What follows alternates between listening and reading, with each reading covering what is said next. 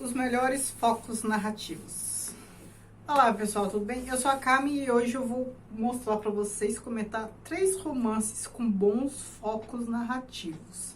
Lembrando que foco narrativo é quem está contando a história. Às vezes isso é muito determinante para a qualidade do romance. Tem romance que, se o foco narrativo fosse outro, a história seria totalmente diferente. Como é o caso, que eu sempre cito, de Dom Casmurro.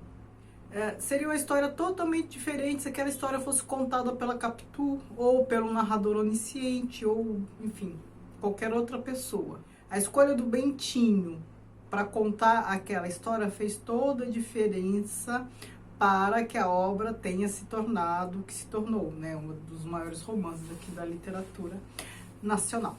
Antes de mostrar os 3 livros, eu vou pedir para você se inscrever neste canal, caso ainda não seja inscrito, que me siga no Instagram, que do mundo.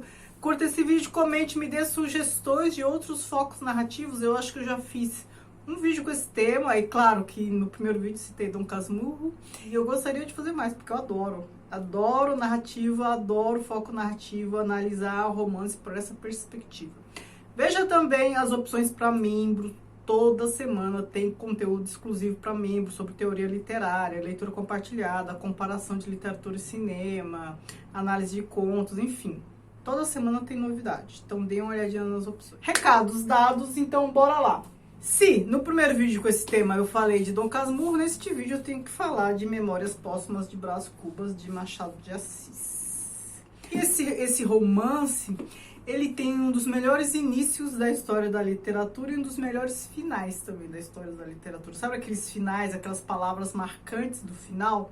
Muitos romances têm os fins assim memoráveis e muitos outros têm começos memoráveis. Esse tem a proeza de ter começo e fim memoráveis. Mas não é sobre exatamente isso que eu quero falar. Isso tem a ver com a narrativa, tem, claro. Mas, já que é foco narrativo, vamos ver quem conta essa história. Ora, quem narra essa história é o defunto autor, né? É o próprio Brás Cubas, só que morto. Ele morto, então é um defunto, analisando sua vida pregressa. E ele analisa de maneira que, às vezes, é até levemente debochado. E, o que é interessante, muito contrário do Bentinho, que se vitimiza e tal, este aqui não se vitimiza. Ele deixa evidente que ele, em vida, foi o escroque. Depois de morto, né, acho que a gente não qualifica morto em termos de caráter, mas em vida ele foi o escroque, e ele não fala isso com todas as letras. A sutileza de Machado de Assis, ele não deixa claro verbalmente para o leitor, mas ele demonstra. Machado de Assis demonstra o tempo todo o perfil, a personalidade de suas personagens, né? Sem ter que ficar falando, adjetivando e tal. Ele vai demonstrando pelas sutilezas do caráter que são evidenciadas.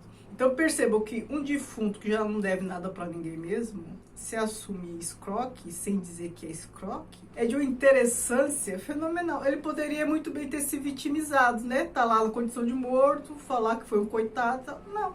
Então é uma obra soberba, né? Eu tenho dificuldade de escolher entre Dom Casmurro e Memórias Póstumas de Brás Cubas. Não que eu tenha que escolher alguma coisa, mas se tivesse que escolher qual a melhor, às vezes eu acho que é uma, às vezes eu acho que é outra. O outro que eu quero mostrar, Lolita, do Nabokov. Este é outro que tem um dos melhores, mais belos começos da literatura. E aqui a gente tem um narrador que não é confiável, né? Ele não é confiável porque ele é muito sedutor, ele traz o leitor para si, fica com a conversa direta com o leitor, e aí ele narra essa história de uma maneira que, se você não tiver seus princípios bem firmes, né? Se você tiver uma moral flexível, você até fica do lado dele, né? Lembra a sensação que eu tive a primeira vez que eu li? Falei, nossa, mas ele realmente se apaixonou por ela, né? Eu fiquei assim meio, como eu li muito jovem, eu fiquei assim meio naquelas. Mas o fato dele realmente ter se apaixonado por ela, o que eu acredito que realmente aconteceu, aqui no fim isso fica demonstrado, isso não diminui ou não esconde o fato dele ser um pedófilo. A maneira como ele vai contando a história, como ele vai se apresentando, como ele também apresenta características da Lolita que uma pessoa preconceituosa, misógina pode falar, mas aquela menina, apesar de novinha, também não era boa coisa, né? Eu já vi gente falando coisas assim. Ele vai caracterizando a história, vai se colocando de maneira a nos fazer entender por que ele fez o que fez. O fascínio dele por ela, enfim, todas aquelas coisas. Você entra na intimidade intelectual de um pedófilo. E como ele joga com o leitor, isso é fenomenal. Então, aqui a gente tem um narrador não confiável, mas é um não confiável de maneira diferente do Bentinho. A gente tem aqui, sim, um narrador não confiável porque ele fica tentando nos seduzir e nos enganar, né? Por isso que não é confiável. Ele apresenta alguns elementos, apresenta outros, aí fala com a gente, outros elementos que evidenciam algo diferente do que foi dito antes, e é aquela fala sedutora, enfim.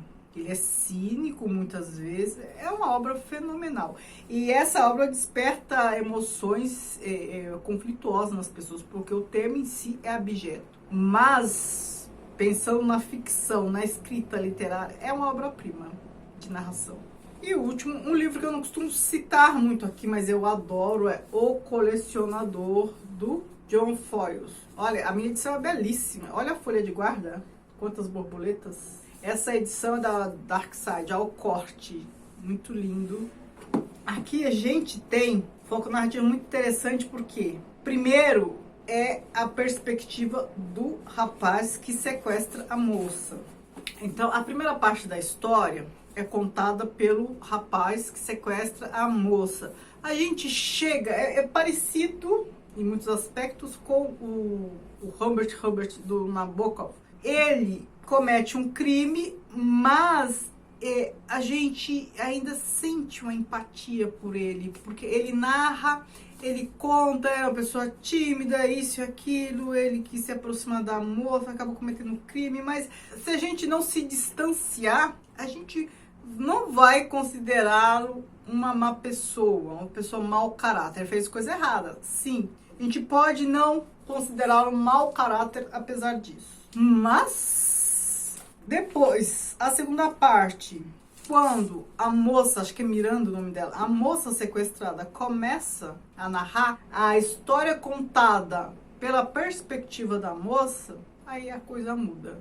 Aí aquele que nos seduziu, nos simpatizou, nos fez sentir empatia, aí a coisa é totalmente diferente. E a forma como esse livro termina me deixou assim, assustadíssima, de modo que só reforça a ideia que a gente começa a ter dele mais, pelo menos de maneira mais robusta, a partir da narrativa dela, da moça sequestrada. Então, o final, se alguém ficou em dúvida, ficou entre a narração dele e depois a dela, o que eu acho bem difícil, porque depois da dela eu acho difícil defendê-lo, se alguém ainda ficou em dúvida, meio lá, meio cá, depois do final ali, que eu não vou contar, óbvio, não tem mais dúvida, esse pessoal, uau, que coisa, este livro é muito bom. Eu fiz um vídeo sobre ele há muito tempo, fiz um vídeo também sobre Lolita, sobre Memórias Póstumas, acho que não, mas sobre esses dois eu tenho certeza.